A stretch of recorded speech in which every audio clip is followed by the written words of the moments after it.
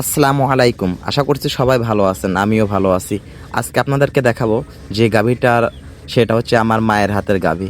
আমার মা কিছুদিন যাবৎ আর কি চলে গিয়েছে পৃথিবী থেকে, উনি আর নেই। তো ওনার স্মৃতিটাই আমার কাছে আছে। তো আমি ওনার এই গরুটাকে প্রচণ্ড যত্ন করি এবং নিয়ত করছিলাম এই গরুটার মধ্যে যে বাচ্চাটি হবে সেই বাচ্চাটি আমি নিব। তো আর কি আমার সবথেকে পছন্দেবল এবং চয়েজেবল সিমেন্ট এসিআইয়ের একটি বীজ দিয়েছিলাম। বীজটা দিয়েছিলাম অনেক শখ করেতে, আল্লাহর অশেষ রহমতে আজকে সেই বাচ্চাটি হবে।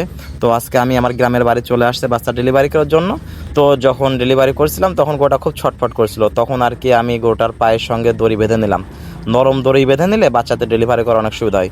পরে গরুর পায়ের সঙ্গে দড়িটি বেঁধে নিয়ে যখন টান দিতে যায় তখন দেখি ও খুব শয়তানি করছে। তখন কি আর করার, ওর পায়ের সঙ্গে দড়ি বেঁধে নিলাম। বেঁধে নিয়ে আর সুন্দর করে মজবুত করে টান দিলাম। দেওয়ার পরে আরেকটি পায়ে দড়ি বেঁধে নেওয়ার চেষ্টা করছি।